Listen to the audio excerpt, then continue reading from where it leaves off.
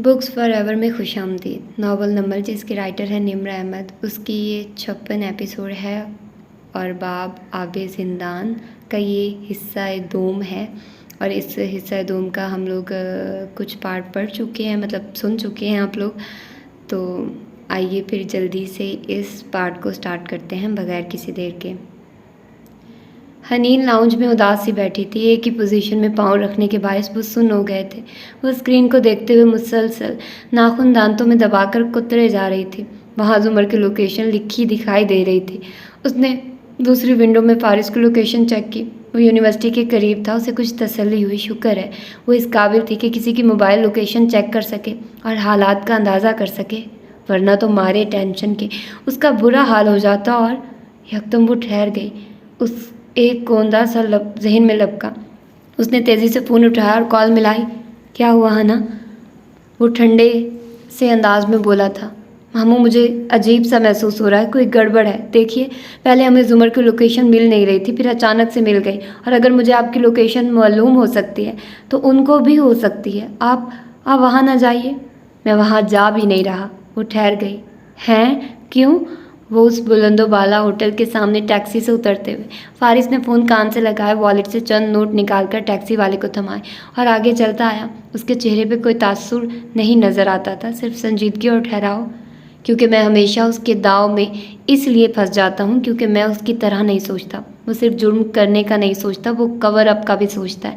जुर्म के बाद इल्ज़ाम किसके सर जाएगा ये तय कर रखता है। वो तेज़ तेज़ चलते हुए कह रहा था।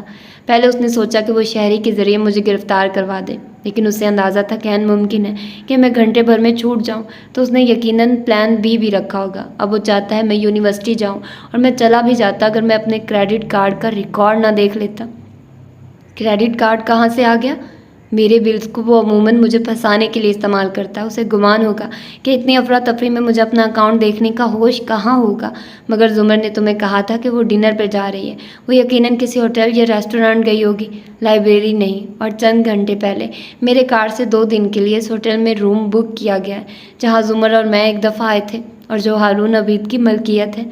वो होटल के दाखिले की तरफ तेज़ कदमों से चलते हुए कह रहा था। और हाशिम हमेशा हारून अबीद के होटल्स इस्तेमाल करता है, जैसे सादी भाई की दफ़ा किया था। वो जोश से बोली। बिल्कुल, और यकीनन आपने किसी के हाथ अपना फ़ोन यूनिवर्सिटी भिजवा दिया होगा क्योंकि वो मुसलसल उसी तरफ जा रहा है। वो स्क्रीन को देखकर बोले। ना सिर्फ फ़ोन बल्कि कार भी। तो आप जुमर को इतने बड़े होटल में कैसे ढूंढेंगे? क्या पता वो अब तक वहाँ ना हो। किसी ने बताया कि वो लिफ्ट में है। और ये कहकर उसने मेरी नज़र में अपने सारे गुनाह धो डाले हैं। उसने मोबाइल बंद करके जेब में डाला और दाखिले के करीब आया। मेरा रूम बुक है, मुझे आने में देर हो गई। उसने शनाख्ती कार्ड निकालते हुए सिक्योरिटी ऑफिसर से थके थके अंदाज में कहा था। ना कोई रोक टोक, ना कोई पूछगछ। उसे अदब और खुशदिली से अंदर जाने दिया गया। अलबत्ता दाखिले के करीब मौजूद गार्ड को उसकी शक्ल देखकर हैरत का झटका लगा था। लॉबी में दाखिल होते ही उसके कदमों में तेज़ी आ गई। वो रिसेप्शन की तरफ भागा। सिक्योरिटी ऑफिसर ने फ़ौरन हथेली लबों तक ले जाकर कुछ बोला। होटल के कंट्रोल रूम में बैठे एहलकारों में से एक ने कान में लगा आला दबाकर गौर से सुना और फिर आगे को होकर कीबोर्ड पे बटन दबाए। स्क्रीन पे चौखटे उभरे, लॉबी और रिसेप्शन का मंजर, और एक तरफ भागता गाजी। उसने बर्क रफ्तारी से फ़ोन उठाया। नेम अंधेरा ऑफिस में वो सब खामोश बैठे थे। स्क्रीन पे लिफ्ट में नज़र आती जुमर पानी में बैठी हुई थी, सुकड़ी सिमटी और मुसलसल मोबाइल पे बटन दबाए जा रही थी। पानी उसके कंधों से बालिश भर नीचे था और वो हाथ उठाकर मोबाइल ऊपर पकड़े हुए थी। चेहरे पे आंसू के निशान थे, जैसे हर शय ख़त्म हो चुकी थी। और वो बार बार पासवर्ड टाइप कर रही थी। फुटेज में इतना दिखाई देता था कि वो टाइप किए जा रही है क्या, ये समझ ना आता था। एकदम उसके हाथ से मोबाइल फिसला और उसने संभल कर उसे थामना चाहा, मगर वो पानी में डुबकी खाकर डूबता चला गया। उसने इधर उधर हाथ नहीं मारे, बस सर बंद दरवाजे से लगा दिया और आंखें मूंद ली। पर्स, मोबाइल सब डूब चुका था। पानी अब उसके कंधों के करीब पहुंचता दिखाई दे रहा था। वो खड़ी नहीं हुई, आंखें मूंदे ज़ेरे लब कोई दुआ पढ़े गई। मेरे बाद मेरे ख़ानदान वाले कोई इंतहाई कदम ना उठाए अल्लाह ताला। मेरे ख़ानदान वाले। ये तो हारून अबीद के होटल लिफ्ट है ना? नुशेरवा को बलाखिर याद आ ही गया। आपको कैसे पता था कि वो इसी लिफ्ट में दाखिल होगी जिसको आप लोग कंट्रोल कर सकेंगे? नहीं सर, हम चाहते थे कि वो ऊपर रूम तक जाए। हमने वहाँ उनको हरासा करने के लिए कुछ लोग इकट्ठे कर रखे थे। वो फ़ौरन भागती और दोनों एलिवेटर्स को मसरूफ़ पाकर उसी में सवार हो जाती। ان کو لگتا کہ وہ بچ جائیں گی، مگر ایسا نہ ہوتا، لیکن اس کی نوبت ہی نہیں آئی اور وہ پہلے ہی اسی لفٹ میں سوار ہو گئی۔ تبھی فون کی بیل پہ وہ رکا اور موبائل کان سے لگایا۔ کیا کہہ رہے ہو؟ فارس غازی ہوٹل کیسے پہنچ سکتا ہے؟ وہ تو کہیں اور جا رہا تھا، رئیس ششدر صاحب فون پہ بولا تھا۔ ہاشم لمحے بھر کو بالکل سن سا رہ گیا، پھر اس نے فون رئیس کے کان سے کھینچا۔ کہاں ہے غازی؟ فوٹیج میرر کرو ہمارے سسٹم پہ۔ وہ گھرایا تھا۔ آبدار نے پہلے اسے دیکھا، پھر نوشیروان کو۔ شیرو آگے ہو کر بیٹھا، دم سادے آبی کو دیکھتے پا کر نظریں چرا گیا۔ وہ اسے چند لمحے دیکھی گئی، پھر رخ موڑا۔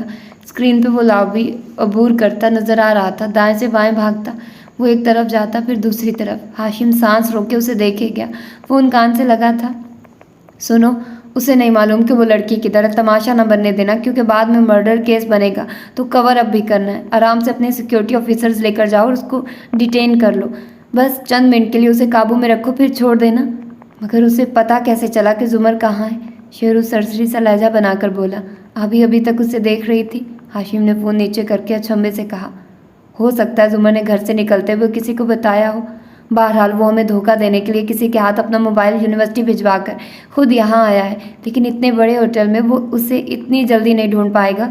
پھر فون کان سے لگایا۔ وہ سیکیورٹی کی مدد مانگے گا، کنٹرول روم کے کیمروں تک رسائی چاہے گا، اس کو روک کر رکھ لینا۔ وہ تیز تیز ہدایات دے رہا تھا، چہرے پہ غضب و غضب چھایا تھا، مگر وہ ہار نہیں مانے گا، یہ طے تھا۔ آج وہ فارس کو کچھ نہیں کرنے دے گا۔ سر، میرا نہیں خیال اس کی ضرورت ہے۔ رئیس اسکرین کو دیکھ رہا تھا، سیکیورٹی سے مدد مانگ بھی نہیں رہا۔ واپس ہوٹل کی لابی میں آؤ تو روشنی اور فانوسوں سے مکمل روشن تھی۔ اونچی چھت، مرمری فرش، درمیان میں فوارہ، آگے پیچھے ٹہلتے لوگ۔ غالباً وہاں کوئی کنسرٹ ہو رہا تھا اور ابھی ختم ہوا تھا تو رش کافی تھا۔ فارس پہلے ایک رخ سے دوسرے رخ تک دوڑا، پھر واپس آیا۔ وہ لابی کے وسط میں کھڑا تھا، نگاہیں تیزی سے چاروں طرف دوڑاتے۔ اس نے لمحے بھر میں دیکھ لیا تھا کہ دور کھڑے سیکیورٹی اہلکار اسی کو دیکھ کر آپس میں بات کر رہے تھے۔ زمر کے پاس وقت کم تھا، اسے جو کرنا تھا ابھی کرنا تھا۔ سنو، میری بات سنو۔ وہ کنسرٹ سے لوٹتے لڑکوں کے ایک گروپ کی طرف بڑھا، ایسے کہ اس کی سانس پھولی تھی، چہرہ پسینے سے تر، شدید پریشان لگتا تھا۔ اپنے موبائلز پہ سر جھکائے گزرتے لڑکے چونک کر اسے دیکھنے لگے۔ میری بیوی لفٹ میں پھنس گئی، اس کی کال آئی ہے، واٹر لائن پھٹ گئی ہے، اس کی لفٹ میں پانی بھر رہا ہے اور یہ ہوٹل والے مدد نہیں کر رہے۔ پلیز سنو، رکو میرے ساتھ چلو، بات سنو۔ وہ ان کے ساتھ ساتھ قریبی گزرتے لوگوں سے بھی التجا کر رہا تھا، چلا کر۔ بہت سے چہرے مڑے، بہت سے قدم اس کی طرف اٹھے، چند لپکے، چند دوڑے۔ اوہ گاڈ، یہ کیسے ہوا؟ کہاں ہے آپ کی وائف؟ وہ کنکھیوں سے دیکھ سکتا تھا کہ سیکیورٹی گارڈز تیزی سے اس کی طرف بڑھ رہے تھے، مگر ایک دم سے لابی میں کہرام مچ گیا تھا۔ جیسے ہی وہ اس طرف دوڑا جہاں لفٹس لگی تھی، انسانوں کا ایک ریلا اس کے ساتھ بھاگا۔ کوئی ریسکیو کو کال کرے۔ میں کر رہی ہوں، آپ لوگ ادھر جائیے۔ شور، آوازیں، بہت کم لوگ تھے جو بیٹھے رہے یا دیکھتے رہے، مگر ایک رش سا تھا جس میں زیادہ تعداد نوجوانوں کی تھی جو اپنے موبائل اور ہینڈز فری جیبوں میں اڑستے فکر مندی سے اس طرف دوڑے تھے۔ سیکیورٹی گارڈز کا راستہ رک گیا، کسی کو دھکے لگے، کسی کو ٹھڈا آیا، کوئی کچن کی طرف بھاگا، کوئی کسی اوزار کی تلاش میں، کوئی آگ بجھانے والا آلہ اٹھا لایا۔ فارس دوڑتے ہوئے لفٹس کی طرف آیا تھا۔ کون سی لفٹ میں ہے وہ؟ کوئی اس سے پوچھ رہا تھا۔ وہ تیز تنفس اور دھڑکتے دل کے ساتھ نفی میں سر ہلا رہا تھا۔ انہی میں سے کوئی ہے۔ ایک لفٹ کو نیچے بلانے کا بٹن دبایا، پھر دوسری کی طرف بھاگا، پھر تیسری کی طرف، سب کو نیچے بلایا۔ لوگ آگے پیچھے جمع ہو گئے تھے، کسی نے پولیس کو بلایا، کسی نے فائر بریگیڈ کو، ہوٹل کے ریسکیو کے اہلکار جو ہاشم کے احکامات تلے نہیں تھے۔ اطلاع ملنے پہ لفٹ کھولنے کا دروازہ سامان لے کر اپنے آفس سے باہر کو دوڑے تھے، اور وہ اتنے رش اور شور میں کھڑا ان لفٹ کے باری باری نیچے آنے کا انتظار کر رہا تھا۔ دفعتاً یکے بعد دیگرے دو دروازے کھلے، پہلی دوسری، وہ ٹھیک تھی، تیسری لفٹ کی بتی جلی تھی، وہ B2 پہ تھی، مگر اوپر نہیں آ رہی تھی۔ یہی ہے B2، کہاں ہے B2؟ وہ مڑ کر چلاتے ہوئے پوچھ رہا تھا۔ کسی نے بیسمنٹ کا بولا تو وہ سیڑھیوں کی طرف بھاگا، بہت سے نوجوان اس کے ساتھ بھاگے۔ سیکیورٹی اہلکار بے بسی سے کھڑے دیکھتے رہ گئے، اور اسکرین پہ یہ مناظر دیکھتے ہوئے ہاشم کی رنگت بالکل سیاہ پڑ گئی تھی۔ وہ چپ تھا، بالکل چپ۔ رئیس چلا کر فون میں ہدایات دے رہا تھا، گالیاں نکال رہا تھا۔ ہم کیا کر سکتے ہیں؟ ریسکیو اہلکار ہر وقت ایسی ٹریجڈیز کے لیے تیار ہوتے ہیں۔ ان کو یہ کہیے کہ وہ لفٹ میں پھنسی لڑکی کو بچانے نہ جائیں۔ یہ کہنے پہ وہ رکیں گے تو نہیں، البتہ ہم پہ شک کریں گے۔ ان کے کام میں تاخیر ڈالنے کی کوشش کرو، رئیس بے بسی سے کہہ رہا تھا، بار بار خائف نگاہ ہاشم پہ بھی ڈالتا، جس کی خاموش نظریں اسکرین پہ گڑی تھی۔ سر، پولیس کو بلایا گیا ہے، ہوٹل کی سیکیورٹی ٹیم کے درجنوں ممبران موجود ہیں ادھر، اور وہ سب تو ہمارے ساتھ نہیں ملے ہوئے، میں کچھ نہیں کر سکتا۔ ہاشم نے فون رئیس کے کان سے کھینچا اور سختی سے اس میں بولا، वाइप आउट करो सब, सारी वीडियो, सबूत, रिकॉर्ड, कॉल्स, रिकॉर्ड सब क्लीन करो जल्दी। Yes sir. और उसने फ़ोन मेज़ पे फेंक दिया। पुरतपिश नज़रें स्क्रीन पे जमी थी और तनफ्फुस तेज़ होता जा रहा था। फारिस धड़कते दिल के साथ तेज़ तेज़ सीने फलांग रहा था। निगाहों के सामने बहुत से मनाजिर घूम रहे थे, मगर वो बार बार नफ़ी में सर हिलाता। वो उसे बचा लेगा, वो वक्त पे पहुंच जाएगा। महसूस हो रहा था कि इस शोर शराबे में बहुत से नौजवान मुलाजिम, सिक्योरिटी गार्ड्स उसके आगे पीछे दौड़ रहे हैं, मगर वो किसी का न इंतज़ार कर रहा था न जवाब दे रहा था। दीवानावार जीने फलांगते होटल की सबसे निचली बेसमेंट में दाखिल हुआ। वहाँ तवील और नीम अंधेर पार्किंग एरिया था। एक कोने में लिफ्ट्स लगी थी। वो उनकी तरफ दौड़ा। तीसरे नंबर की लिफ्ट के दरवाजे पक्के बंद थे, जुड़े हुए। यूँ लगा जैसे कदीम वक्तों का कोई जिंदान हो। वो अतल पतल सांसों के साथ भागता हुआ दरवाजे तक पहुंचा और उसे धड़धड़ाया। जुमर, जुमर, वो जोर से चिल्लाया। आवाज़ में कपकपाहट थी, खौफ था। दूसरी जानिब खामोशी थी, कोई आवाज़, कोई आहट नहीं। वो दीवानावार दरवाज़ा धड़धड़ाने लगा। जुमर, जवाब दो जुमर। उसके हाथ सुर्ख पड़ रहे थे और वो लोहे का दरवाज़ा पीट रहा था। लोग करीब आ चुके थे। रश के दरमियान से रास्ता बनाते रेस्क्यू एहलकार आए और उसे हटाना चाहा ताकि वो दरवाजे को मशीनरी की मदद से खोल सके। किसी ने उसके कंधे पे हाथ रखकर उस परे धकेलना चाहा, मगर वो कंधा झटक कर मुड़ा और रेस्क्यू एहलकार को गिरेबान से पकड़कर झटका दिया। ये मुझे दो और पीछे हटो। गुस्से से घराते उसके हाथ से आला लिया और उसे परे हटाया। दूसरे एहलकार ने नीचे से और फिर ऊपर से आला लिफ्ट के दरवाज़ों की दरमियानी दर्ज में ज़ोर से घुसाया। अंदर से पानी रसने लगा, ज़रा ज़रा। अब वो दोनों एक सीमत में ज़ोर लगाने लगे। ब्लेड पकड़े उसके जोर लगाते हाथों में हल्की सी कपकपाहट थी। बेकरार नज़रें दरवाजे पे जमी थी। सांस रुक रुक कर आ रही थी। एक दफ़ा पहले भी दरवाज़ा तोड़ा था। वो ऐसा मंजर दोबारा नहीं देखना चाहता था। वो टूटे दरवाज़ों के पार छूटते रिश्ते देख देख कर थक चुका था। अब नहीं अल्लाह, अब नहीं। लोग ऊंचा ऊंचा बोल रहे थे, हिम्मत बंधा रहे थे और वो दोनों जोर लगा रहे थे। दरवाजे को दाएं तरफ धकेलने की कोशिश कर रहे थे। 1 2 3। अजीब सी आवाज़ के साथ दरवाज़ा ज़रा सा दाएं तरफ दीवार में घुसा। एकदम पानी का रेला सा बाहर को छलका। सब बेख्तियार पीछे को हटे। आले हाथों से छूट गए। बस वो पीछे नहीं हुआ। पानी पूरी कुव्वत से बाहर को गिर रहा था। वो मुकम्मल भीग चुका था, मगर अभी कुछ नज़र ना आया था कि दूसरी तरफ क्या है। दरवाज़ा भी बारिश भर ही खुला था। उसने आला छोड़ दिया और आगे बढ़ा। दोनों हाथों से दरवाजे का किनारा पकड़कर ज़ोर से अंदर को धकेला। दांत जमा लिए, बाजुओं की रगें उभर आई। तकलीफ़ होने लगी। शायद उसका हाथ कट गया था और खून निकल रहा था। हर शय गीली थी। पानी का सैलाब उसी तरह बाहर निकल रहा था। सब पीछे हट चुके थे। सिर्फ वो खड़ा था, भीगता हुआ, लबों में कुछ बुड़बुड़ाता हुआ। उसका नाम, उससे की जाने वाली मिन्नतें। धीरे धीरे भारी दरवाज़ा अंदर को घुसता गया। 1 फुट तक, 2 फुट। उसने दरवाज़ा छोड़ दिया। गहरे गहरे सांस लेता वो भीगा हुआ चौखट पे खड़ा था और अध खुले दरवाजे से नज़र आता था। अंदर गीले फर्श पे वो औंधे मुंह गिरी पड़ी थी। उसे लगा उसका दिल बंद हो जाएगा। बस एक लम्हे को पैर जंजीर हुए। फिर वो अंदर को लपका, उसको सीधा किया। वो भीगी हुई थी, ठंडी यख, आंखें बंद थी, गीली लिटें चेहरे के साथ चिपकी थी, होंठ जामनी थे। सुमर, उस पर झुके फारिस ने उसका चेहरा थपथपाया। वो इतनी ठंडी थी कि उसके अपने हाथ पैर भी ठंडे पड़ने लगे। सुमर, उसने पुकारने के साथ उसकी गर्दन पे हाथ रखा, फिर चेहरे पे। सांस महसूस की। वो जिंदा थी। ओह खुदाया, वो जिंदा थी। ज़मीन पे बैठते थक कर उसने चेहरा ऊपर किया और आंखें बंद कर ली। गहरे गहरे सांस लिए। वो जिंदा थी। उसने देर नहीं की थी। रेस्क्यू एहलकार उसके पास आ गए थे।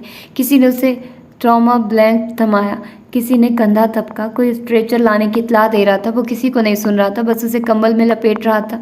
खुद भी भीगा हुआ था। चेहरे पे बहुत से कतरे थे। बालों से कतरे टपक रहे थे, आंखों से कतरे टपक रहे थे। वो जिंदा है, वो ठीक है। वो उसे उठाकर अब स्ट्रेचर पे डाल रहा था और खुद को कहते हुए सुन रहा था। वो लड़के उसको मुबारकबाद दे रहे थे, उसका कंधा थपक रहे थे। वो हंस भी रहा था, वो शायद रो भी रहा था, मगर वो किसी को जवाब नहीं दे रहा था। वह एहतियात से उसे स्ट्रेचर पे लिटा रहा था।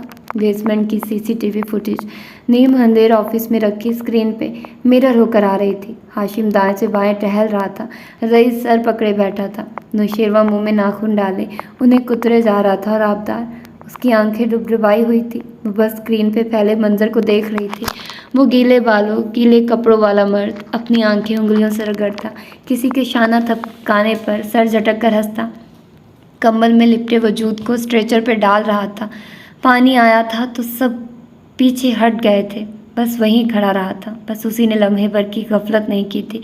और अब वो स्ट्रेचर को आगे धकेल रहा था। लोग उसे मुबारकबाद दे रहे थे, खुश हो रहे थे। आवाज़ें ना सुनाई देती थी, मगर चेहरों के तासुरात और मुस्कुराहटें सब कह रही थी। कुछ लोग उन पर रश कर रहे थे। ऐसे होते हैं मोहब्बत करने वाले, ख्याल रखने वाले शौहर। ये होती है मोहब्बत। और आबदार ने डुबडुबाई आंखें उठाकर हाशिम को देखा। ये होती है मोहब्बत। वो माथे पे बल लिए टाई की नॉट ढीली कर रहा था। कोट परे फेंका पड़ा था और आस्तीन ऊंचे चढ़े थे। वो सख्त गुस्से में बेबस सा नजर आता था। बार बार पेशानी मसलता, नफ़ी में सर हिलाता। रंगत से आ पड़ रही थी। ये कैसे हुआ? उसे होटल का कैसे पता चला? शायद मिसेस जुमर ने घर में बता रखा हो, मगर उसे ये कैसे पता चला कि वो लिफ्ट में है? हाशिम चौंका। जैसे ही होटल में दाखिल हुआ, वो फौरन लिफ्ट की तरफ भागा था। उसने लोगों को इकट्ठा भी लिफ्ट की तरफ किया। नौशेरवा ने बहुत सा थूक बदिक्कत निकला और सरसरी सा बोला। शायद उसने अंदाज़ा लगाया हो। हाशिम ने चौंक के उसे देखा और फिर ठहर के देखता गया। तुम्हारे पास आया था वो? क्या वादा किया था उसने तुमसे? जुमर को बचा लो तो क्या देगा वो? केस में माफ़ी? नौशेरवा सन्नाटे में रह गया, फिर बदिक्कत बोलना चाहा। भाई क्या कह रहे हो? मुझे तो पता भी नहीं था कि मिसेस जुमर कहाँ है। मेरा तो फ़ोन भी रईस ने ले लिया। और याद करें, आपने तो मुझे बताया ही नहीं कि वो होटल में है। और फिर मैं उसे क्यों बताऊंगा? मैं ऐसा कैसे कर सकता हूँ? वो जल्दी में गैर ज़रूरी सफाइयाँ देने लगा, मगर हाशिम मुश्तबा नज़रों से उसे घूरे जा रहा था। The lady doth cry too much. Rais ने भी शेरों को संजीदगी से देखा। आप मेरे मोबाइल लेने से पहले बाथरूम गए थे, तब मोबाइल आपके पास था। तुम चुप करो, वो डपट कर बोला। अगर अपना प्लान फेल हुआ है तो मुझे जिम्मेदार न ठहराओ। पहले ही सारी रात बर्बाद की मेरी। उकता कर कहता वो उठ खड़ा हुआ था। उसने हाथ बढ़ाया। मेरा फ़ोन वापस करो ताकि मैं जाऊं। एक तो तुम लोगों का साथ दो, ऊपर से बातें भी सुनो। क्या किसी इंसान के लिए मरना सही होता है? Is that worth it? Hashim ने चौंक कर उसे देखा। वो भीगी आंखों से स्क्रीन को देख रही थी, गर्दन जरा दाएं कंधे की तरफ झुकाए। सर के ऊपर सुर्ख रुमाल बंधा था, जिससे सुर्ख बाल कानों और गालों पे निकल निकल कर गिर रहे थे। रंगत सफ़ेद जर सी पड़ रही थी और आंखों में ज़माने भर की वीरानी थी। दुख था, सदमा था। हाशिम नहीं देख सकता था कि उसने घुटनों के करीब मेज़ का निचला दराज खोल रखा था और उसमें रखी किसी मोबाइल या टैब की नकारा हैंड्स फ्री दोनों हाथों में उठा रखी थी। अलबत्ता जिस जगह नौशेरवा खड़ा था, उसे आबी के गोद में रखे हाथ साफ नजर आ रहे थे। वो मुतहिर हुआ था। शायद नहीं, उसकी आंखों से आंसू टूट कर चेहरे पे गिरने लगे। शेरू की नज़रें उसके हाथों पे फिसली। आबदार ने एयरबड को एक हाथ से खींचा तो वो तार से अलग हो गया। उसने नन्हा एयरबड मुट्ठी में दबा लिया और टूटा हुआ हैंड्स फ्री दराज में डालकर उसे अंदर धकेलती खड़ी हुई। गीली आंखें हाशिम पे जमी थी, जो बिल्कुल ठहर के गौर से उसे देख रहा था। मैं आबदार अबीद हूँ और मैं एक बुरी लड़की नहीं थी। मेरा भी एक दिल था, जैसे आप सबका होता है। मगर ज़बान से वो कह रही थी। मैंने उसके लिए किया क्या नहीं किया? अपना पैसा खर्च किया, वक्त सर्व किया, जान को खतरे में डाला। जो उसने मांगा मैंने ला कर दिया। उंगली से अपने सीने पर दस्तक देती वो गुलाबी आंखों के साथ चिल्लाई थी।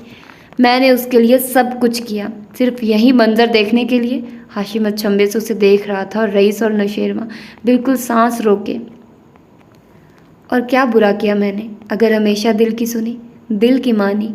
क्या इश्क मर्जी से किया जाता है? नहीं, ये तो मर्ज है जो यूं लगता है जैसे किसी को फ्लू लग जाता है और किसी का फ्लू कैंसर बन जाता है। मैंने शादी को निकलवाया। मैंने उनको मैरी एनजीओ के खिलाफ सबूत ला कर दिए। फारिस को श्रीलंका में सहूलियात मैंने फराहम की, मगर उससे इस वक्त सिर्फ जुमर नज़र आ रही है। वो किसी और को देख ही नहीं पा रहा। वो उसके लिए वो सब नहीं करेगी जो मैं कर रही हूँ, मगर उसके लिए फारिस ने खुद को ख़तरे में डाल दिया।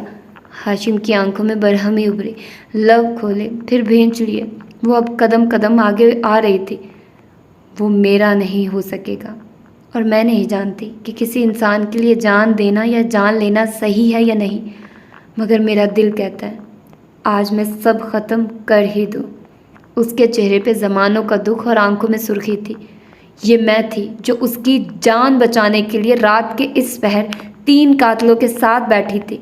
बंद मुट्ठी से एक उंगली निकालकर तीनों की तरफ इशारा किया, मगर वो इस वक्त मेरे बारे में नहीं सोच रहा होगा। वो जुमर का और वो जुमर का रहेगा। फिर मैंने उसकी गुलामी क्यों की? हाशिम की आंखें ज़रा सिकुड़ी।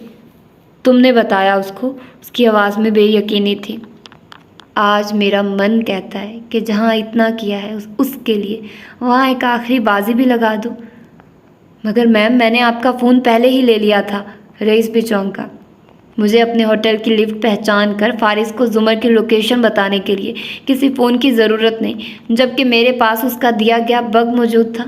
یہ کہہ کر اس نے مٹھی کھولی، ایئر بڈ 2 انگلیوں میں پکڑ کر ان کو دکھایا، اور اس سے پہلے کہ وہ کوئی حرکت کرتا آبی تیزی سے ایکویریم تک آئی، ایئر بڈ دانتوں میں ڈال کر کچلا، پھر ایکویریم پہ چہرہ جھکا کر اندر تھوک دیا۔ ٹوٹا ہوا ایئر بڈ پانی میں ڈوبتا گیا۔ ہاشم تھک سے رہ گیا۔ تم یہاں ہوئی ساری گفتگو اس تک پہنچا رہی تھی؟ اسے یقین نہیں آیا۔ اگر میں ہمیشہ بری ہی تھی تو آج میرا دل کہتا ہے کہ ایک برا کام اور کر دوں۔ عجیب بات، میں اب بھی اپنی دنیا اور اپنی آخرت نہیں سوچ رہی، میں اس انسان کا سوچ رہی ہوں۔ یہ عشق تو غلامی ہے، غلامی۔ نوشیروہ نے کچھ کہنے کے لیے لب کھولے مگر آواز پھنس گئی۔ وہ بگ نہیں تھا، وہ تو اسی شکل کا عام سا ایئر پیس تھا، مگر وہ نہیں کہہ سکا۔ ہاں، اسے شیرو نے نہیں، میں نے بتایا ہے کہ زمر کہاں ہے۔ میں نے فارس کی جان بچائی ہے، میں نے۔ سینے پہ مٹھی پہ دستک دیتی وہ زور سے چلائی تھی۔ رئیس اٹھا تاکہ ایکویریم سے بڑ نکالے، مگر وہ دونوں اس ایکویریم کے ساتھ کھڑے تھے۔ وہ وہیں ٹھہر گیا، سمجھ نہیں آیا کہ کیا کرے۔ آبی اس کے مقابل کھڑے ہاشم کی آنکھوں میں صدمہ اترا، تحیر بھرا صدمہ۔ تم نے کیوں؟ کیا میں نہیں جانتی تم نے مجھے کیوں بلایا ادھر؟ تم مجھے انتخاب کا موقع نہیں دینا چاہتے تھے، تم میرے سامنے ایک عورت کو مار کر مجھے ڈرانا چاہتے تھے، تم اس طرح مجھے حاصل کرنا چاہتے تھے، مجھے ساری زندگی کے لیے خوف میں مبتلا رکھنا چاہتے تھے۔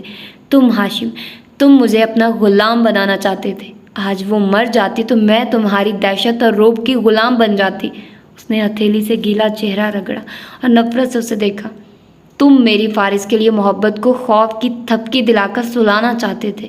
کیا یہ تمہیں اتنا آسان لگتا ہے؟ محبت کو انڈو کرنا اتنا آسان نہیں ہوتا ہاشم، مگر میں نے اس سے محبت نہیں کی۔ وہ 2 قدم مزید قریب آئی۔ ہاشم لب بھینچے، ناگواری مگر خاموشی سے اسے دیکھ رہا تھا، ہولے ہولے سانس لے رہا تھا۔ وہ سرخ آنکھیں اس کی آنکھوں میں ڈال کر گھرائی۔ میں نے اس سے عشق کیا ہے، عشق غلامی ہے۔ مجھے اس زندگی میں اس سے کبھی آزادی نہیں مل سکتی۔ تم مجھے اس سے آزاد نہیں کرنا چاہتے تھے، تم مجھے اپنی دوسری غلامی میں ڈالنا چاہتے تھے۔ اوہ ہاشم، تمہیں کیا لگا تھا میں ڈر جاؤں گی، تمہاری غلام بن جاؤں گی؟ اس کو سوچنے اور اس سے بات کرنے سے بھی ڈرنے لگوں گی؟ وہ اپنی عورتوں کی حفاظت نہیں کر سکتا، اسی خوف سے اس کو چھوڑ دوں گی۔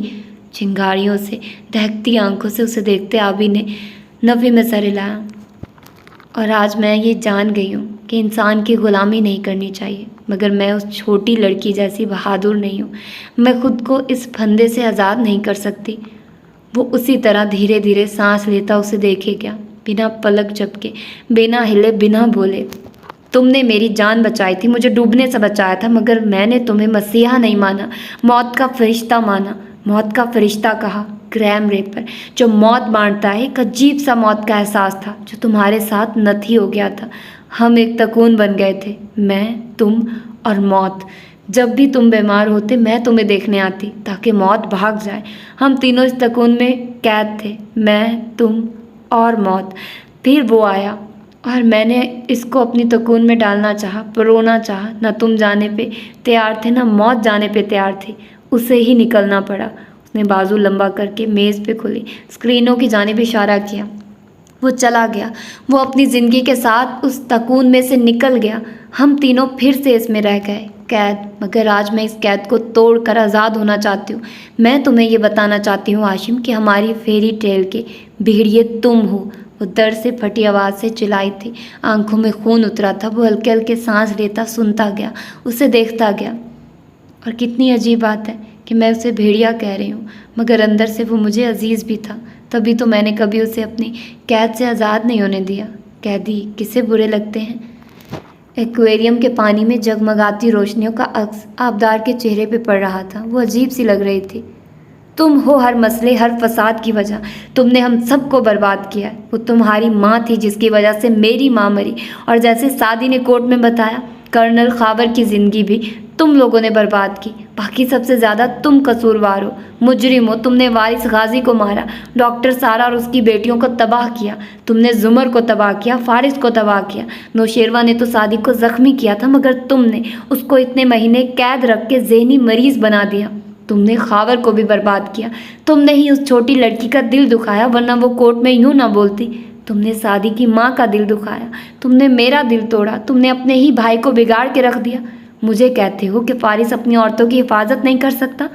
نہیں ہاشم، انسانوں کے بس میں حفاظت کرنا نہیں ہوتا، مگر عزت کرنا تو ہوتا ہے۔ وہ اپنی عورتوں کی عزت تو کرواتا ہے نا، تم نہیں کروا سکتے۔ تم نے اپنی ماں کو کچہری میں رپورٹرز کے سوالوں کے سامنے تنہا چھوڑ دیا، تم نے اپنی بیوی کو تنہا چھوڑ دیا، تم نے اپنی بہن کو جیل میں سڑنے کے لیے چھوڑ دیا۔ پورا شہر جانتا ہے کہ اصل بھیڑیے تم ہو، اصل قاتل، اصل گناہ گار تم ہو۔ بس کر دو یہ گلٹ کی باتیں، مجھے افسوس ہے، مجھے دکھ ہے، بس کر دو یہ سب کہنا۔ تم جھوٹ بولتے ہو کہ تمہیں افسوس ہے اپنے گناہوں کا، تمہیں کبھی افسوس نہیں تھا۔ تم جھوٹے ہو، عدالت میں جھوٹ بول بول کر اپنے جھوٹ تمہیں سچ لگتے ہیں، خود سے بھی سچے نہیں ہو تم۔ تمہیں کوئی گلٹ نہیں ہے ہاشم، تمہیں کوئی پچھتاوا نہیں ہے، اور تم نے کبھی بھی اپنے خاندان کو بچانے کے لیے، خاندان کی حفاظت کرنے کے لیے نہیں کیا۔ تم نے جو بھی کیا اپنی طاقت قائم رکھنے کے لیے کیا، حب جاہ کے لیے کیا۔ وہ زور زور سے چلا رہی تھی، اور میں نے جو کیا حب چاہ کے لیے کیا۔ جاہ اور چاہ میں فرق ہوتا ہے، مگر دونوں کی ہوس انسان کو ہراتی ہے۔ میں ہار گئی ہوں، مگر جیتنے ہاشم کو بھی نہیں دوں گی۔ آج میں اگر کامیاب ہوئی تو فارس کے سارے مسئلے ختم ہو جائیں گے۔ تم بھیڑیے ہو، اور تمہاری ساخت ہی ایسی ہے کہ تم بھیڑ بکریوں کو ہی کھا سکتے ہو۔ تم معصوموں کا خون پینے، ان کا دل نکالنے اور ان کا جگر کاٹنے والے بھیڑیے ہو۔ تم ایک شیطان ہو جس کو اب وقت آ گیا کہ ختم کر دینا چاہیے۔ چلا چلا کر ذہنی انداز میں بولتی آبدار ایک دم میز کی طرف لپکی، پیپر نائف اٹھائی اور ہاشم کے سینے میں گھسانی چاہی، مگر ہاشم نے چابک دستی سے اس کا ہاتھ پکڑ کر مروڑا۔ وہ پورا زور لگا رہی تھی، مگر ہاشم نے اسے موڑتے ہوئے دوسرے ہاتھ سے اس کی گردن کی پشت سے دبوچا اور اس کا چہرہ ایکویریم میں پوری قوت سے ڈبو دیا۔ اور اگر میں ناکام ٹھہرتی ہوں تو بھی فارس کے بہت سے مسئلے حل ہو جائیں گے۔ پھر کیا ہو جو میں اپنے دل کی مان لوں، اس دل کی جو میری مانتا ہی نہیں۔ نوشیروان چلا کر بڑھا تھا، مگر رئیس نے فوراً سے اسے دبوچ کر روک دیا۔ بھائی اسے چھوڑو، وہ مر جائے گی۔ وہ بدقت رئیس کو ہٹانے کی کوشش کر رہا تھا جو اسے آگے نہیں بڑھنے دے رہا تھا، مگر اس کی مزاحمت شوق کے زیر اثر ہلکی تھی۔ پھٹی پھٹی آنکھیں اس طرف جمی تھی جہاں وہ آبی کو گدی سے پکڑے پانی میں اس کا سر ڈبوئے ہوئے تھا۔ آبدار کے ہاتھ ایکویریم کی دیواروں پہ سختی سے جمے تھے اور وہ سر ادھر ادھر پانی میں ہلانے کی کوشش کر رہی تھی، مگر اس پہ جھکے اس کو اندر کی طرف دھکیلتے ہاشم کی قوت زیادہ تھی۔ چاقو کب کا نیچے گر چکا تھا۔ اور میں کبھی نہیں تسلیم کروں گی کہ میں ایک بری لڑکی تھی۔ میں بری نہیں تھی، میرا دل برا ہو گیا تھا، اور دیکھو میں اب بھی اسی آدمی کو سوچ رہی ہوں۔ کیا یہ عشق ہے یا کوئی آسیب؟ سب کچھ کیا میں نے تمہارے لیے، اور تم نے اس کے لیے مجھے دھوکہ دیا۔ وہ سرد سرخ آنکھوں سے گھراتے ہوئے اس کا سر پانی میں ڈبوئے ہوئے تھا۔ نوشیروان پھڑ پھڑا نہیں رہا تھا، ششدر ساکت کھڑا تھا۔ آبی چلا رہی تھی، ہاتھ پیر مار رہی تھی، مگر سب بے سود تھا۔ میں نے تمہاری جان بچائی تھی، اس کے ڈوبے سر کے قریب جھک کر مسلسل نیچے کی طرف زور لگاتے وہ زور سے چیخا تھا۔ تمہاری زندگی پہ سب سے بڑا حق میرا تھا، اور تم نے مجھے دھوکہ دیا، تم نے اس کے لیے مجھے دھوکہ دیا۔ آبدار کی دبی دبی آوازیں سنائی دیتی تھی، وہ پانی میں ادھر ادھر ہلنے کی کوشش کر رہی تھی۔ اور میں کوئی پہلی دفعہ مرنے نہیں جا رہی، میں آبدار ہوں، پانی سے بنی۔ میں ایک دفعہ پانی میں پہلے بھی مر چکی ہوں، مگر اس وقت چند سوال ادھورے رہ گئے تھے، آج ان کے جواب مل جائیں گے۔ کم از کم اب میں نیوٹرل نہیں رہی، میں نے ایک سائیڈ چن لی تھی، میرے دل کی سائیڈ۔ کم از کم اب وہ نورانی وجود مجھ سے ناراض نہیں ہوگا۔ اور دیکھو میں اپنی ماں کی روح کو یہاں سے بھی دیکھ سکتی ہوں۔ ہاں اب میں اس کے علاوہ بھی کچھ سوچ رہی ہوں۔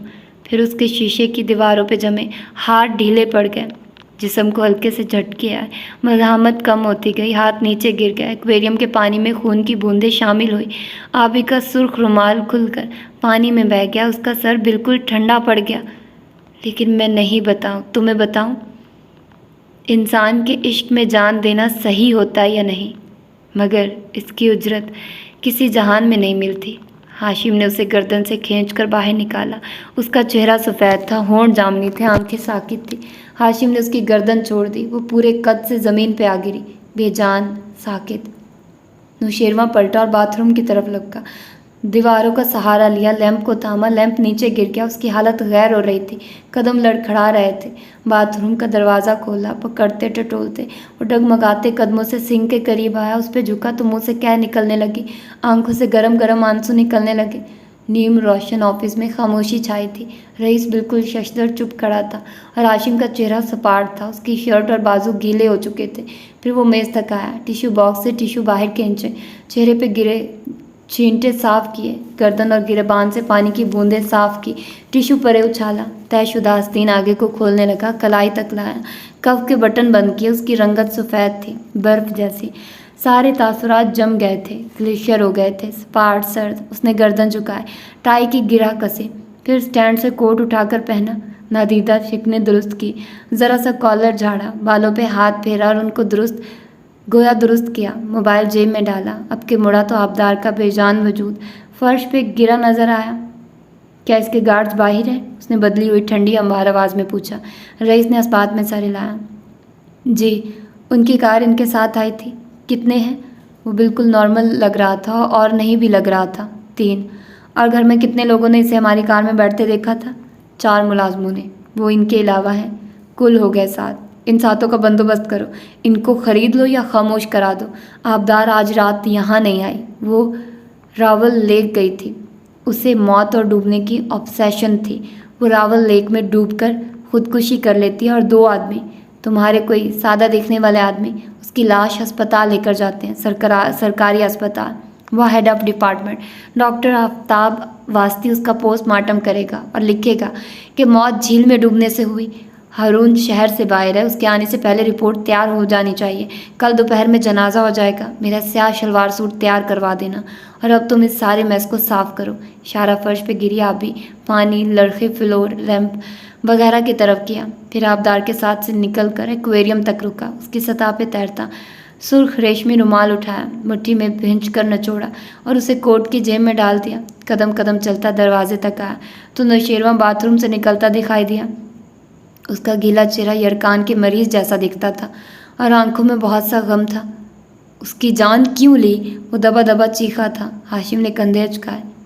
क्योंकि उसने ठीक कहा था। मुझे अफसोस नहीं है, 10 दफ़ा मौका मिले मैं 10 दफ़ा यही करूँगा। वो जान चुका था, सो सरसरी से अंदाज में इतला दी और बाहर निकल गया। लिफ्ट की तरफ जाते उसके कदमों में ज़रा सी लर्जिश थी और चेहरा मुर्दों की तरह सफ़ेद था, आंखें बेजान थी। कसरे कारदार के लाउंज की सीढ़ियाँ चढ़ते हुए वो टाई ढीली कर रहा था। अपने कमरे में जाने से पहले वो सोनी के कमरे के बाहर रुका और दरवाज़ा खोला और अंदर लहाफ में दबकी सोती दिखाई दे रही थी।